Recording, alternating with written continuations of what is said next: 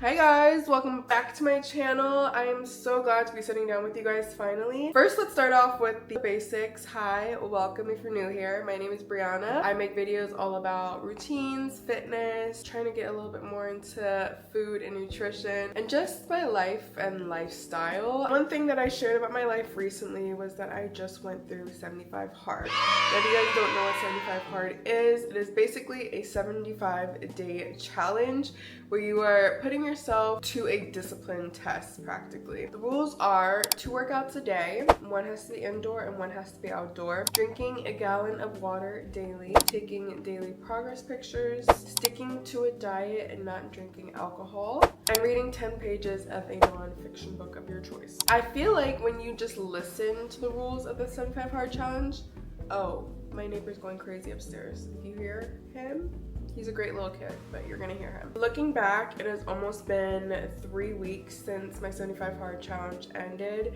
and there were definitely a lot of things that I think I would do differently if I were to do it again, or if I could go back in time. But I'm just gonna share them in this video for you guys. You guys can take it as tips and tricks for your future journey, or it might just be something that maybe I'll try this again in the future. I don't see myself subjecting myself to this again anytime soon, but it was 1000% worth it, and I want to tell you guys all about it.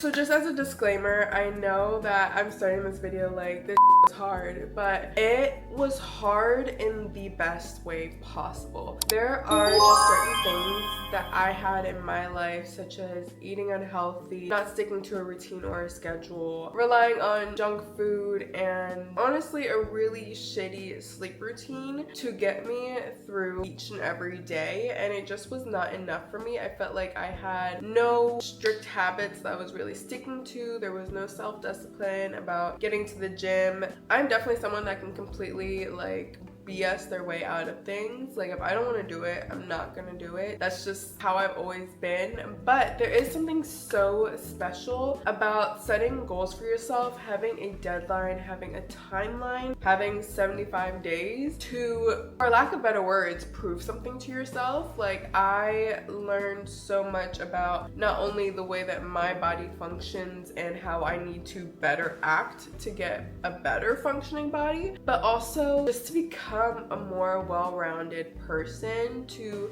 have things that are set in place that I have to do every single day and have to stay committed to. I had a lot of people around me that did not support me in the way that I hoped they would support me. There was a lot of people that were trying to get me to be lenient about my diet or my food choices. There were a lot of people that were trying to get me to be lenient about my workouts, or just relax, girl, you don't need to work out today. And I'm like, but this is part of the rules. Like, I need to hold myself accountable. I need to have the discipline to keep pushing through. And I didn't have that support from other people. So, you know, coming out on the other side now, I will say that just having those things as rules that you have to complete, and then setting it in your brain like, I'm going to do this. Like, I have put times in my schedule for everything, and that's something that definitely helped me. Was I put into my Google Calendar every single rule every single day, and it was time blocked. So if I had to read for 10 minutes,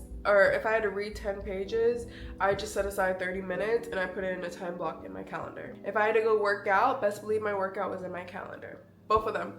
If I had to eat my meals and stick to my meals, all of my meals, literally breakfast, lunch, and dinner, were inside of my Google Calendar. And yes, that's psychotic. No, I'm not doing that anymore, except for lunch. I have to remind myself to eat lunch because I will just work through it. It's crazy when you first start, and then it's not crazy when it works, you know, like once you've gotten there. So I just wanted to start the video off with that point. Like, it is a tough journey. I'm just such a better person because of 75 hard, I'll be honest with you guys. Anyways, let me stop rambling. I have a list on my phone of all the things that I just like want to hit and like talk about. So first thing I wanted to talk about was my fitness plan. I initially started 75 hard just doing kind of whatever the frick I wanted to, and that was for about 1 or 2 weeks at the very beginning of 75 hard. Around week 2, I think it was around day 12 or 13, One of my favorite fitness influencers, Brenda Anton, and I'll put her out on the screen, she posted and had dropped her fitness challenge. It was the Blueprint Glow Up Challenge. It was a 6-week challenge, and it just had basically like a community that you could work out with, being able to have set workouts already planned for you and knowing what day I was doing what. The main reason I also invested in her workout program was because something that was really important to me, starting just my fitness journey in general, is getting good at the basics and at my form, having proper form, and feeling the exercises where I'm supposed to feel the exercises, right? Regardless, so her fitness plan, I believe it was like full legs one day, push and cardio another day, pull and cardio another day, core and cardio another day, glute focused leg day. Then she had one day that was just cardio, and then the active recovery day, which I usually chose as Pilates and cardio. And then around week 5-ish or week 4-ish of her 6-week challenge was when I decided, okay, I need to actually create a split that works for my goals and what I want to actually accomplish. So then my weekly split looked a little bit like this. I started with glutes and quads on Monday. Tuesday was back and biceps and pull-ups. Then I did core and cardio on Wednesdays. Thursdays were glute and hammies. Fridays were shoulders, chest, and triceps. Saturday was glutes and core, and then Sunday was cardio times 2. For all of those, I kind of split up which ones I was doing indoor and outdoor. I have a toddler. I have a mini golden doodle who needs to be walked, and my toddler needs to go outside. There was just very many opportunities for me to get that outdoor workout, and I loved it. There was sometimes where I was just doing park exercises, like, a couple of jumping jacks and sit-ups and burpees and squats at the park while my son is playing and running around. Like, it was just super easy to get in my second workout. But my first workout was almost always in the gym. I would say that this workout training split really helped me, and honestly not only helped me with my fitness goals, but helped me push through to the end of 75 hard. I just remember very vividly around day like 51 or 52 that I said, oh, I'm bored. Like, nothing like gym wise, working out, 75 hard in general, like even the books that I was reading, I had to switch it up because it was just getting boring for me. So this workout split definitely helped me like just switch it up, focus on the goals that I'm trying to achieve, and make sure that my split works for me. Moving on to eating habits and sticking to a diet. So the biggest thing about food when it comes to 75 hard is that you are supposed to stick to a diet. Now, what diet you choose is up to you, and it doesn't even have to be a weight loss diet. I originally went into this thinking that I wanted to do kind of like a weight loss diet, but I also knew that I wanted to gain weight. So that was something that I had to kind of like fight with in my head, was like, and I think it's just hard for girls sometimes to like accept gaining weight and being comfortable with the idea of gaining weight, whether or not you need to or not. We're just very programmed, and it's, it's been put into our society, into our brains, into our mentals, all the good things. So I wrestled with the fact of food and weight for a while, but I did end up kind of being more at maintenance and weight gain. The diet I chose to go with was a high protein whole foods diet. So that basically just means no processed foods, nothing that comes in a box, just vegetables, fruits, meats. Anything that comes from the earth or from an animal is really like fine. I'm definitely not saying that anybody has to eat a certain way or that you have to do a certain diet. Like, really, whatever works for you works for you. That is the diet that I ended up picking because all the foods I was eating was chips, pizza, Nutella, bread, garlic knots, fries, chicken nuggets, like just nothing healthy. So I had to actually stick to a diet. I had to change my relationship with food and the way that I thought of food, the way that I was craving food, the way that I almost want to say addicted to certain foods, because the cravings were insane. And I was like, okay, like, am I coming off of nicotine or french fries?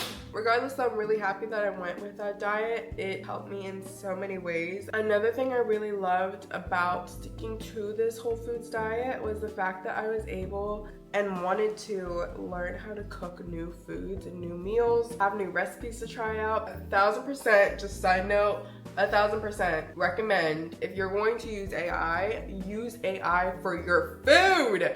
Guys, that pita pizza that I made, somewhere, I'll have it somewhere. It's on my Instagram, it's on my TikTok, it's on my YouTube shorts. I made that pita pizza with a ChatGPT recipe. Actually, ChatGPT gave me my entire macro breakdown with every ingredient that I told it I was using for the pita pizza recipe that it gave me. It was just amazing. All that is to say that I just feel so much better about the kitchen and being in the kitchen, eating meals, making meals, preparing meals, prepping meals, thinking about meals, researching recipes, going grocery shopping, planning the grocery shopping trip. It has actually become fun. It has actually become motivating, and it's not just this to-do list chore anymore. Another rule in 75 Hard is reading 10 pages of a nonfiction book daily. This is where it kind of got a little fun for me. I have not been an avid reader since probably high school, which it makes me sad to even say that out loud because I love reading. I read so many books and I actually typed them out for you guys.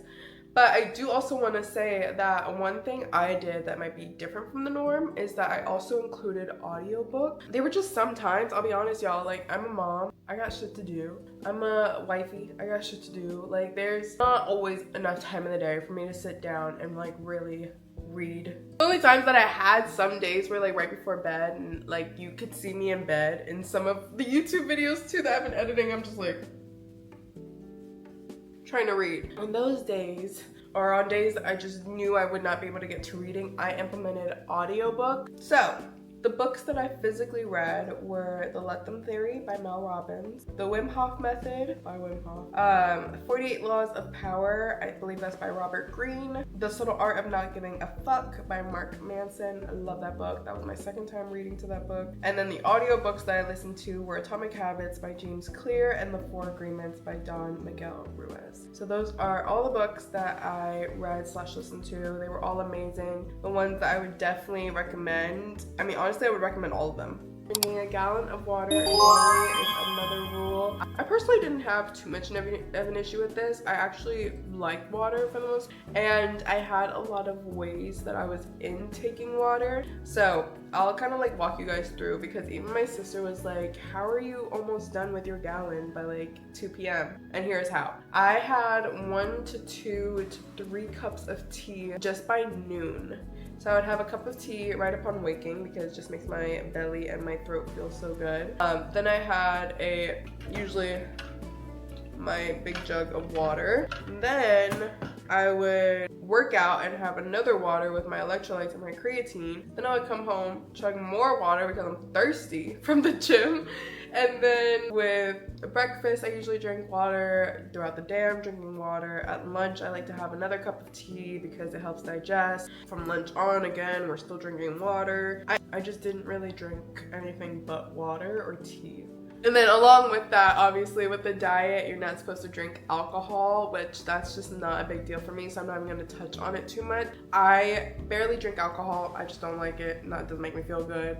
I get hungover. I'm a hungover girly. I might have like a cup of wine. I think I have like a glass of wine maybe once a year, maybe twice if I'm feeling fancy.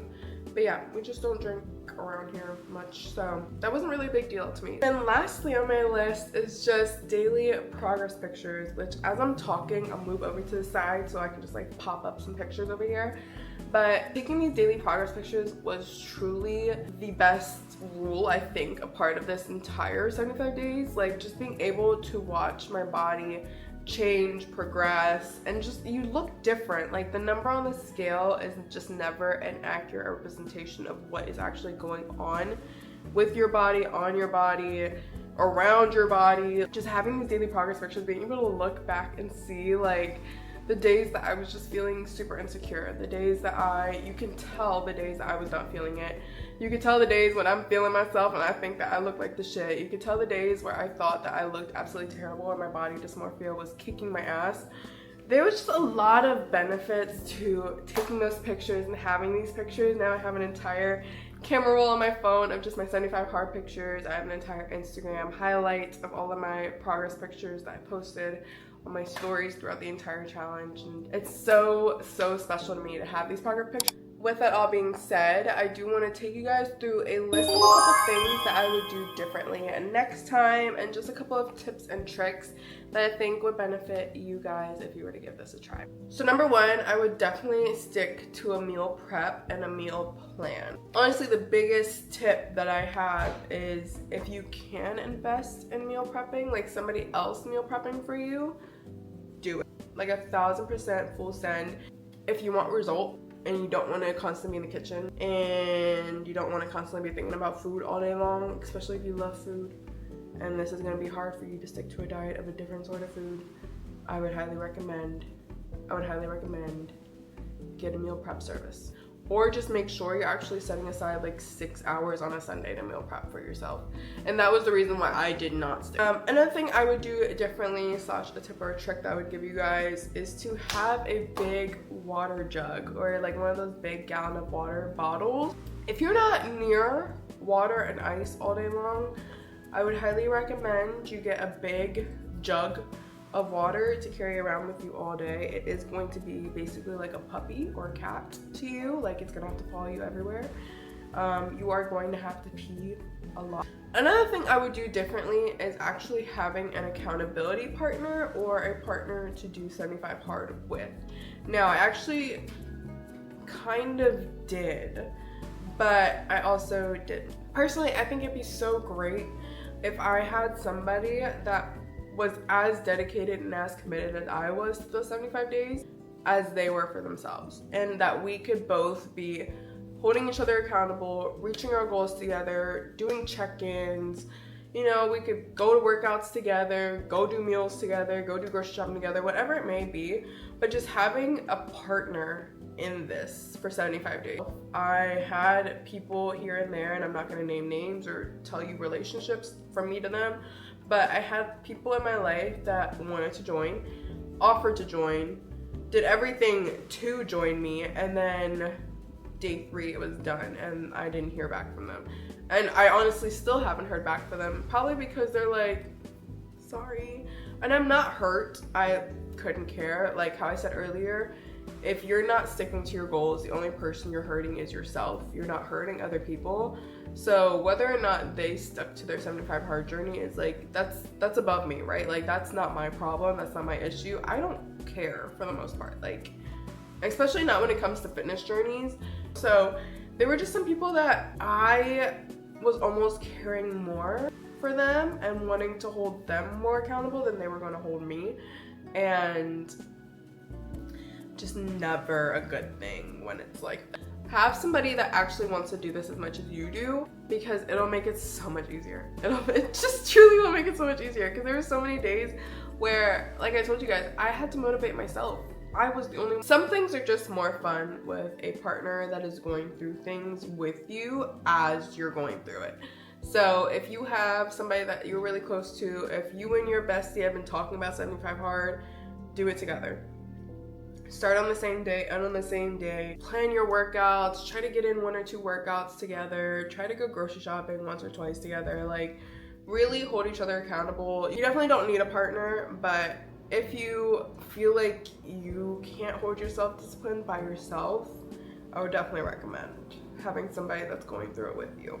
And then lastly, this is more so for me. I don't know if this is gonna be really a tip for you guys, but maybe I can turn it into a tip. The tip would be to have a clear goal for your physical, if that makes sense. So I think I mentioned earlier about how I originally wanted to use 75 hard, and I was gonna be like, oh, I'm gonna lose weight, when in actuality I didn't really need to lose weight. I needed to gain weight to lose that weight, you know, like gain muscle and all that. I want to say first 3 weeks, to be honest with you, just not knowing what to do with my food, and that's how we ended up using ChatGPT and Google and trying to like just broaden our horizons a little bit more, because it was just chicken, rice, and broccoli for the first 3 weeks. It wasn't cute, it wasn't fun, it wasn't delicious. I don't care what you guys say. So me personally, with the goals that I have and I continue to have, and I know they'll continue to change, but I think in the future, because I use this 75 hard to maintain and gain weight, I would love to have the chance to like go on a bulk, like separately, like just do a bulk where I'm just gaining as much weight as I possibly, not as much as I possibly can, you know, controlled bulk. And then use 75 hard as my cut, if that makes sense. And I want to say almost like, hold on, another tip. Not only physically, what do you want at 75 hard, but what do you want mentally and emotionally? This is something that I'm currently talking to my mom about, and I'm trying to like get through to her head, is that you need to go to the gym with more than just a physical goal in mind. In fact, the main reason that I started going to the gym was to quit nicotine and for my mental health. The first reason I started even working out and waking up early was because of my mental and emotional health, because I became a mother and I have postpartum, you know? There's levels to the gym. There's levels to fitness. You are always going to, especially if you become like a muscle mommy or a gym head, you are constantly going to be trying to get better and bigger and stronger and more toned or whatever your goals are. Like, you're gonna constantly want to become better. You need to find a reason past physicals. Why are you showing up? Why are you here? What brought you in here? Just because you lose that weight, it doesn't automatically make you confident. I'm sorry to burst your bubble. Sorry. It does not make you automatically confident. So you need to find a reason that you are showing up every single day, day in, day out, rest days, active recovery days, whatever it may be. What is your reason? Why are you going to the gym? Why are you working out? Why is fitness a part of your life? Alright guys, I think that is it for today's video. I feel like I covered everything that I had to, which feels so good. And I covered more, so that also feels really good. But if there's anything that I did not answer, I did not cover on at all, leave a comment down below. I will give you my best tips, tricks, advice, anything that I can give you, and I'll keep it real with you. Like I said, this was a very tough journey, but it was one that was 1001% worth it. I would do it again multiple times, and I probably will, so we'll see about that. With that being said, if you guys liked this video, found it helpful, or just enjoyed it, please make sure to give this video a big like. Leave a comment down below with any questions, comments, or concerns that you may have, or just future videos that you would like to see on my channel. If you haven't already, make sure to subscribe to my channel and hit that bell notification icon to be notified every future upload that I post. I'm so excited. I literally don't even know what's around the corner after the 75 hard journey, but I know it's nothing but growth and greatness. We're about to go on our hot girl walk, so if I already posted it, it will be right here for you guys. If I haven't already, it will be soon. I love you guys so much. I hope you guys have the best week ever. Like I always say, stay glowing, stay growing, and stay you. Bye!